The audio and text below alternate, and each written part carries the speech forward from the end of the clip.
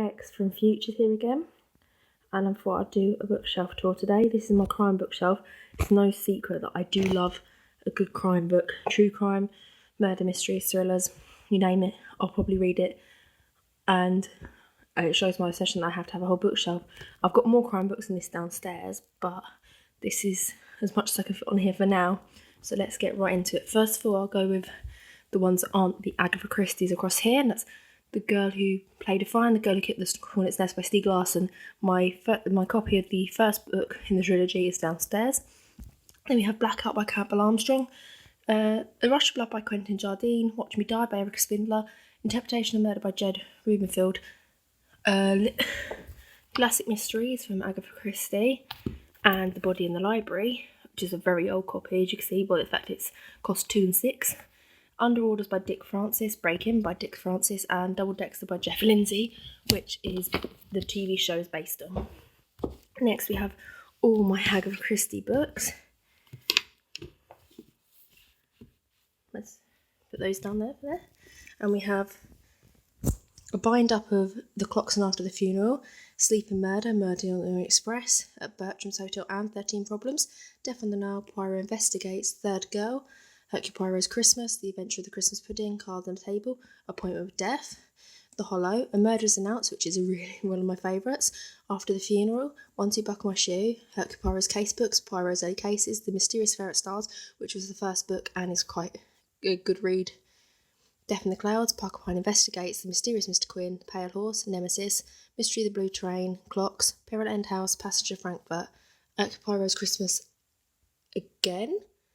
Yep, I've got 2 copies of that. That's what happens when your family knows you like Agatha Christie and you're collecting all of them. You end up with different covers, but the same book. Lord Edgware Dies, 450 from Paddington, Murder is Easy, The Big Four, Murder of Roger Ackroyd, which is one of my favourites. 13 Problems, Mirror Cracked from Side to Side, Partners in Crime, Dead Man's Folly, Murder at the Vicarage, Murder in the Mews, Cat Amongst the Pigeons, which is another of my favourites. Death Comes at the End, Seven Dials Mystery, Hickory Dickory Dock, Listerdale Mystery, and Porcupine Investigates, which is another copy. And as you can see, I've got loads of different designs, some of them from charity shops, some of them from flea markets. I think these are fairly new covers compared to these ones. And then obviously there was this one, when they did the Agatha Christie magazine, where you got the book and the magazine. I got that from there, but I couldn't afford to keep it up. Unfortunately, I was only in my teens and I didn't have a job at the time, so. And then we have down here, we have some more. We have A Pocket Full of Rye, While the Light Lasts, which is the short stories, Murder is Easy again, Miss Marple's Final Cases, The ABC Murders, The Murder of Roger Ackroyd again, 5 Little Pigs, The Mousetrap is Selected Plays. I'm hoping to go see The Mousetrap at some point this year because it's in my local theatre. Evil Under the Sun, and Then There Were None. This is probably my favourite of all. Obviously, I had a quite controversial original name, but that's why it's been changed to this. Cricket House, Sparkling Cyanide, By the Pricking of My Thumbs, Why Didn't They Ask Evans, The Moving Finger, Dumb Witness, Ordeal by Innocence, Third Act Tragedy, Mrs. McGinty's Dead, Southside Press, Witness for the Prosecution, which is a great story. It's mainly done in play form, and there's a film, I think, which had Marlene Dietrich in it, which is quite good. Elephants Can Remember, Secret of Chimneys, Curtin Poirot's Last Case, which actually made me cry when they showed it on TV. They didn't show it exactly how the book has it, but they did it pretty well. And then up here we've got Natural Causes by James Oswald, Stalkers by Paul Finch, Sleepyhead by Mark Billingham, Lullaby by Claire Sieber. And then we have my obsession with Agatha Christie, which is Agatha Christie Poirot by Anne Hart, the Mary Westmacott collection, also known as Agatha Christie. I've got 2 of the collections. I'm trying to get all of them. An autobiography by obviously Agatha Christie, which is a long read, but I've read it quite a few times because she is probably my favourite author. Agatha Christie by Laura Thompson, Agatha Christie's Secret Notebooks by John Curran, Agatha Christie's Murder in the Making by John Curran, The Finished Portrait of Agatha Christie by Dr. Andrew Norman, The Life and Crimes of Agatha Christie by Charles Osborne. I don't know if any of you know who Charles Osborne is, but he's dramatised quite a few of her stories into plays, and I really respect his work and how he interprets Agatha Christie.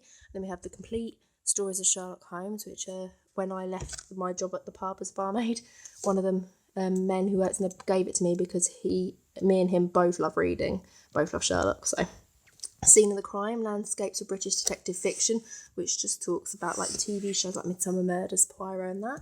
And then we have Walking with Glass by John Bear.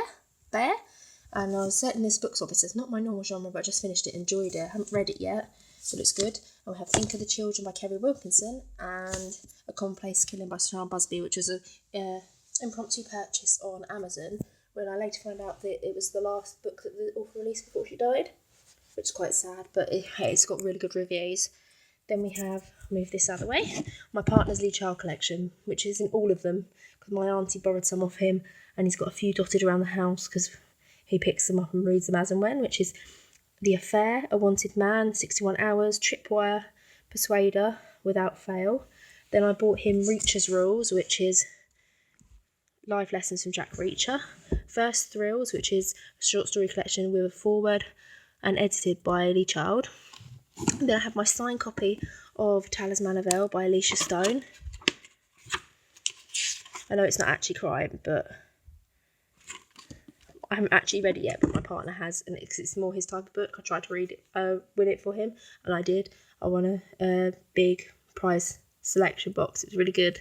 Then I have The Surrogate by Tanya Carver, Nightfall by Stephen Lever, The Brethren by John Grisham, which I think is my father-in-law's, but somehow made its way onto my bookshelf. Oops. Mortal Prey by John Sanford, Life Support by Tess Gerritsen, another copy of The Girl with the Dragon Tattoo by Stieg Larsson, Brass Verdict by Michael Connolly, Play to Kill by PJ Tracy, which I did have quite a few copies of somehow, so I gave a few away to the charity shop. The Snowman by Joe Nesbo. I haven't actually read any Joe Nesbo, but I've heard so many good things. The Big Sleep by Raymond Chandler, Martina Cole, The Family, Martina Cole, The Lady Killer, Martina Cole, Goodnight Lady, Martina Cole, Close, and Martina Cole, The Life. And I actually have a load of Martina Cole's downstairs, but I just can't fit them on here at the minute. My favourite of hers probably have to be Hard Girls, but Goodnight Lady is one of my favourites too. Anyway, that's all my crime books for now. I will be moving it around at some point. I need to get some more bookshelves. I'll probably end up with a whole new crime bookshelf, but that's it for now.